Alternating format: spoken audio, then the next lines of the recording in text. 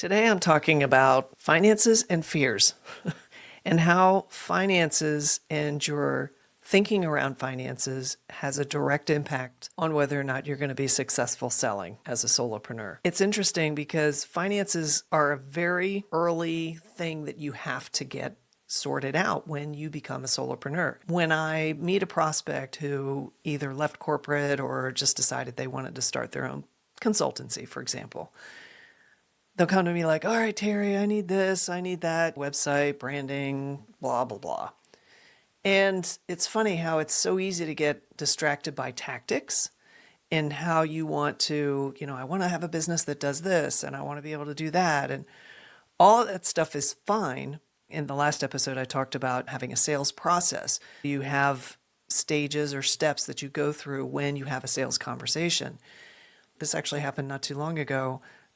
And the first thing that I talked about was like, well, what is your financial situation? Not from the standpoint of like, hey, can you afford to hire me type thing, but are you able to support yourself personally for, I like to say up to a year, because you have no idea how long it's going to take to establish your business.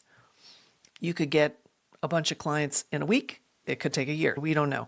So the first thing I always want to establish with any prospect who's deciding to be a solopreneur, or if you are thinking about starting a business, you got to have your finances sorted out. I want to talk about that in this episode and how you have to reframe and adjust your mindset around finances so you can make runway to be successful at sales. Let's give it a listen and see what you think.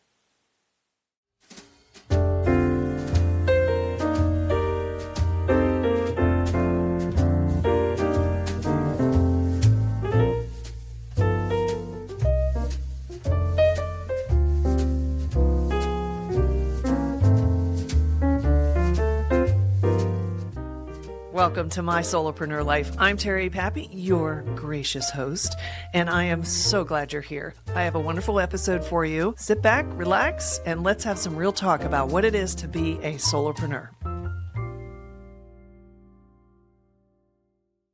As I was outlining this season, the topics I wanted to cover, I wanted to try to do it in a logical/linear fashion so that way it made sense as you listened along. We can look at sales through many lenses. I think sales is a very personal thing when you're a solopreneur. And when you're looking at it through a bunch of different lenses, it really enables you to zero in on areas that you need to strengthen, where you may have some natural capabilities that you can start leveraging. When we're looking at finances, when it comes to selling, obviously, when you start your business, you want to have good financial footing. You want to make sure you can make your monthly expenses, take care of yourself and your family. And this is why being a solopreneur becomes so personal, because very often a lot of solopreneurs are self-funded. They bootstrap their own business. It's not like you're starting this big startup and you're getting private equity and all this capital infused into the business, angel investors and so on, and you have something to rely on from the standpoint of creating salaries for people, investing in any kind of infrastructure or operations or physical setups, like if you're going to have a storefront. So there's a lot of different aspects to why solopreneurship requires self-funding. In most cases, it really is like you got to live off your savings or your 401k or credit cards. And I know when I had Dale L. Roberts on in my last season, he talked a lot about his experience of really struggling and maxing out credit cards and using all their savings to get his business started. And that's a reality for many solopreneurs.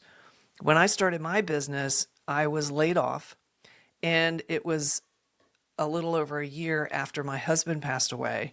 And that job at Marriott was like my life raft. I had a salary, I had benefits, I had a 401k. I was like, okay, I'm good. I have this. I can manage my life now that all this has happened, and I'm trying to find my way. And then when I was laid off, it was like the last life raft on the ship was gone. And I remember feeling incredibly fearful, stressed out. Obviously, I was laden with grief because of what I had lost in my relationship with my husband. But that job equaled financial stability for me. And when it went away, even though I had severance and that kind of thing, I mentally, I felt like I was homeless all of a sudden, like I had nothing. I was filled with this desperation and this sense of, oh my God, I'm going to die. And very emotional time for me, as you can imagine. And here I am considering, all right, now what do I do? I've been laid off my job. I can't find another one. It was just a weird time in the economy. And it's just, the timing wasn't right for me to find a new job. And fortunately, in hindsight, I can say, thank God, I had the notion to go ahead and try to start my own business doing freelance creative and web design and things like that. But I was lucky, if you want to call it lucky, from the standpoint of I had savings. And that savings enabled me to sustain myself financially, even though mentally and emotionally, I felt like I was broke and had to live under a bridge.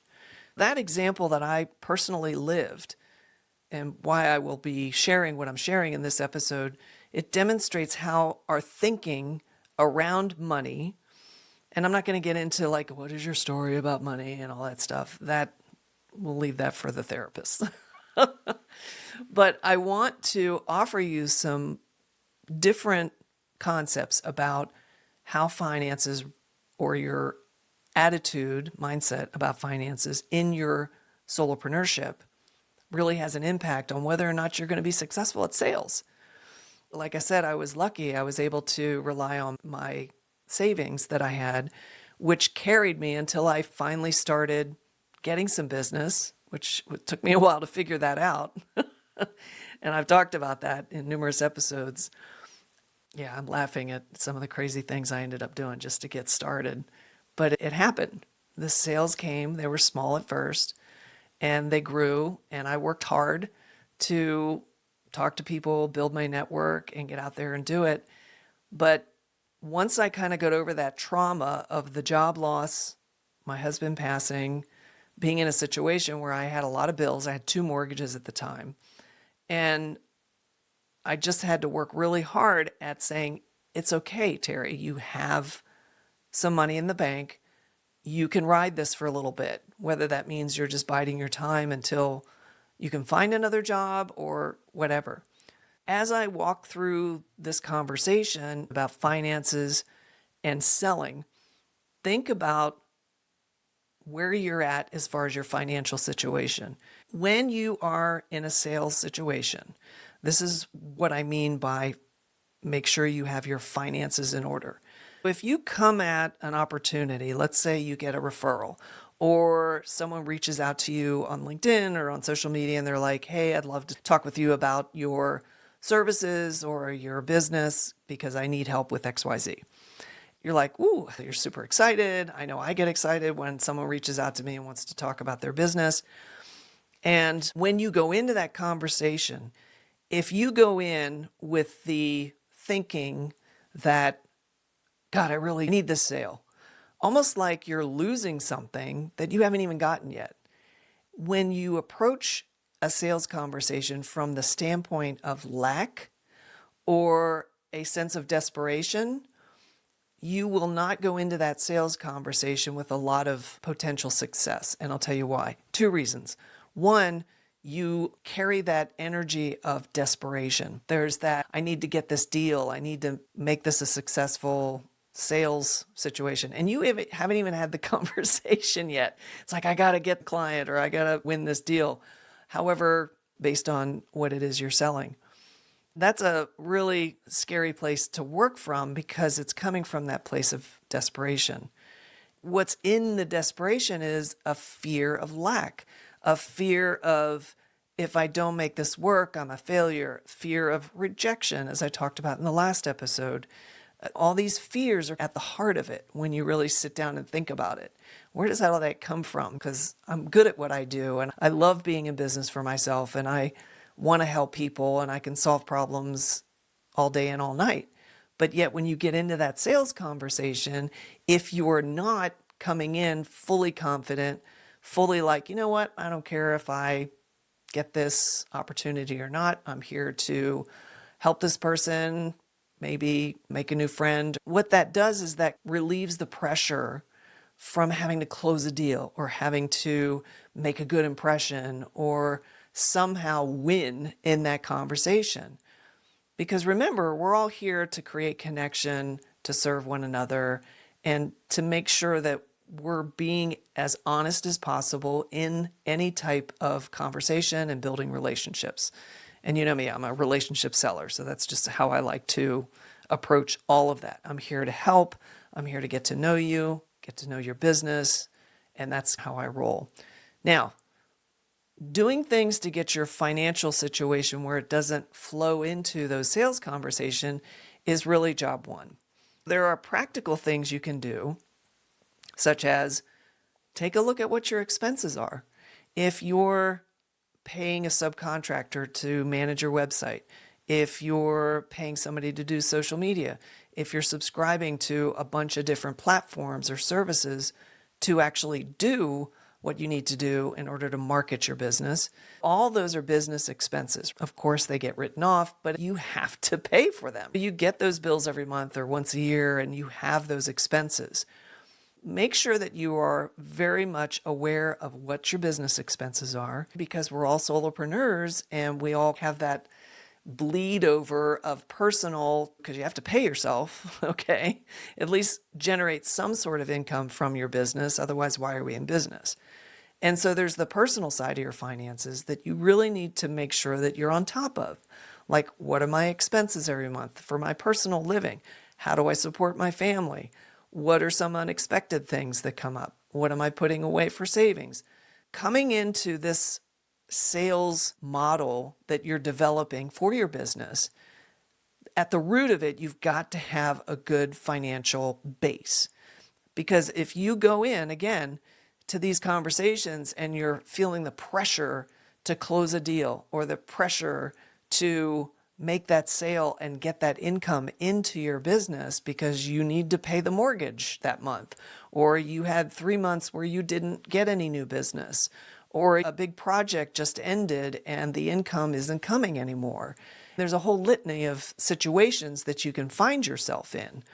And so making sure that you got a good idea as far as what that is, that's really important. Anything you can do to reframe how you think about finances is going to be of benefit to your sales conversations and how you approach sales. And the last thing that you want to do when you get into a conversation is not to be able to hear what that prospect is sharing with you because you're distracted by that, I got to make this deal, I got to have this work. And then you end up overselling, you end up talking too much because you're nervous, you want to make a good impression. I can't emphasize that enough. What is the spirit, the energy, the mindset that you're bringing into a sales conversation? Assess what that is, how you show up in these sales conversations. My challenge when I get in a sales conversation is sometimes I do too much free consulting, and I talked about this in the last episode. It's because I'm like, yeah, I know I can do it. And I get a little like puppy dog on the thing and I get excited and stuff. And I still feel that way today because I do. I get excited about my clients' businesses and I want to help and all those good things. Believe me, after 20 years, I'm still doing it. So don't feel bad if you do it on your sales calls. That's why you listen to this show, so I can tell you all the things I've done wrong or that I still struggle with. So you can be like, okay, Terry said not to do this, do it this way. So there you go. The other thing about finances and how that can impact, and this is a really, really big one. It was a big one for me. Still to this day, I think I have a little bit of that going on from time to time, but I have a real fast and easy fix for it. It's kind of similar to the whole sense of lack and what you're really thinking about from the standpoint of, are you good enough to be selling?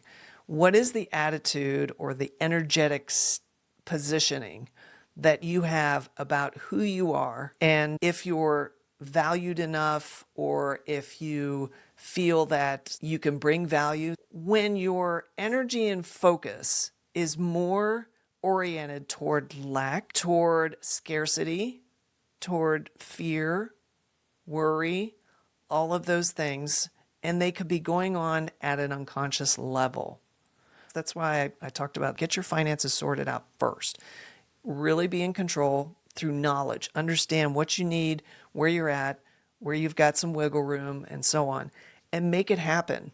So you have that runway to be able to go into a sales conversation and have a successful conversation. It's like an abundance mindset. When you're coming into the conversation with that sense of abundance, the confidence just oozes. Kind of like the example I just made a few minutes ago where I was like, I don't care if I close this deal or not. I just want to have a fun conversation, get to know this person and see where it leads.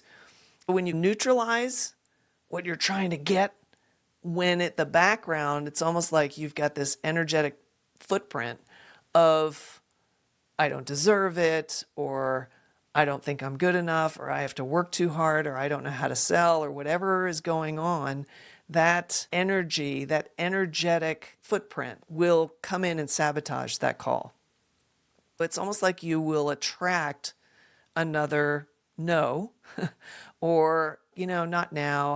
I really want to focus on these other things. And, I'm talking to another vendor, so I'll get back to you. Or thanks for the proposal. I'll get back to you. Whatever the put off is in the conversation. Those usually manifest when you're in that energy of lack of concern around deservability, not good enough, and really don't have that abundance mindset. Like you're feeling that desperation from the first part I was talking about because you see the bank balance, you see all those things. All right, now I want to give you some exercises or things to do. The first thing I want you to do, obviously, I've already mentioned, take some time to sit down and look at the numbers. Find out what you're spending on your business every month. Do a P&L, profit and loss. Find out what your living expenses are. Look at it from a year perspective, not month to month, because you'll miss something. There are some things that you'll get, like for me, the homeowners association, they charge me every quarter. Well, if I'm doing that every month, I'm going to miss a couple months. So I have to look at the entire year, and then you just average it out. Whatever works for you as far as figuring that out, looking at your bank stuff, using an app, creating some sort of spreadsheet that says, okay, these are the credit card balances I have. I'm making these kind of payments. These are the subscription things that I have. If it's tight, look at things you can cancel, close, or eliminate, or use a free version if it's a subscription. There's a lot of free stuff out there that you can use. Get control of your understanding around your financial picture. If you have a good CPA or a good financial planner, bring them into the conversation and say, hey, listen, help me look at this in a way that I can feel good about not only my financial situation, but that I'm taking care of my expenses, I'm able to sustain my business expenses, and that I'm not going to be freaking out about paying the mortgage or the car loan or whatever the expense is.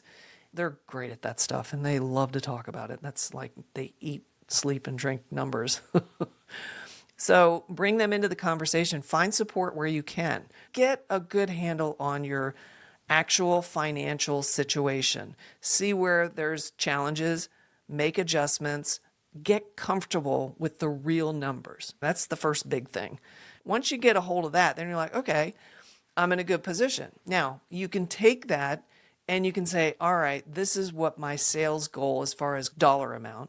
Okay, so I need to close 3 of these strategic sessions. Like I have my KISS marketing map and it's a flat price. And so I know that I need to sell X amount of KISS marketing maps. Or if I have projects, which are bigger scope, a lot more work, they're much more expensive, then those are like, I need to sell 2 of those this quarter. That's a great way to know what you need to get in your future casting, what you know you'll get. And that leads me to my next trick, which is instead of overthinking the scarcity, the lack, the trepidation you have going into a sales call because you have financial pressure, whatever's going on that may color or change how you're going to behave in a sales conversation, you need to get a hold of that and shift that, reframe it into something that's much more positive. And the way I do it, I journal every morning. So I'm an analog kind of girl. I've got a little Moleskine journal, and I sit down and I journal, and I basically paint the day. And I write about bigger things, like I'm working on this particular project and I want it to go like this. The more I write a positive outcome, how those things I want to look, feel, smell, taste, how I want them to go, the results that I'll be experiencing, my client will experience, and then the emotional takeaway, like how am I going to feel when I'm able to complete that project? How am I going to feel when I deposit their check in the bank? How am I going to feel when that particular project I did gets an award or something, or they end up increasing their sales by 30, 40, 50% or more because of what I did for them? What that does for me is that really shifts my focus, and this is why I want you to try it. It shifts your focus into a desired outcome versus worrying about something that may never even happen. And if you're really into what you're doing, what you're building in your solopreneur business, it should be easy for you to shift the focus to where you want to be. Because how did you come up with the idea to start your own business in the first place? What was the inception of that? What were you dreaming of? What were you passionate about? Why did you want to go out on your own? All of those things are how you felt and thought and were excited about when you first started. That's how you need to look at every sales conversation, going into a sales conversation, how you're going to earn income in your business, and figure out the way that works best for you. Not everybody likes to write in a journal like I do. You can use ChatGPT or Perplexity or Claude or Grok or one of the AI platforms to just have a conversation about help me shift my thinking around being more positive and confident in a sales conversation. These are some of the things that I feel are coming into play that I don't want to be in my subconscious. I don't want to have any type of sabotage opportunity just because I'm worried about something or I'm judging how I show up on sales conversations. There's a lot of different components that can come into play that can really kind of dampen your ability to have a big impact in a sales conversation and, close the deal, or at least take the next logical step that works toward working with that person. If you can't work with them, whether it's not a fit or they don't have the money or whatever the situation, you can get a referral out of it, right? Because if you've come into the conversation with a lot of high confidence, if you come into the conversation prepared, if you have a process, if you're structured properly, if you have the confidence to have the conversation, ask the questions, and be curious in conducting an inquiry with your prospect, then you're going to be super successful because you're going to have an impact on that person because you're actually leaning in and you're asking things that show you genuinely care.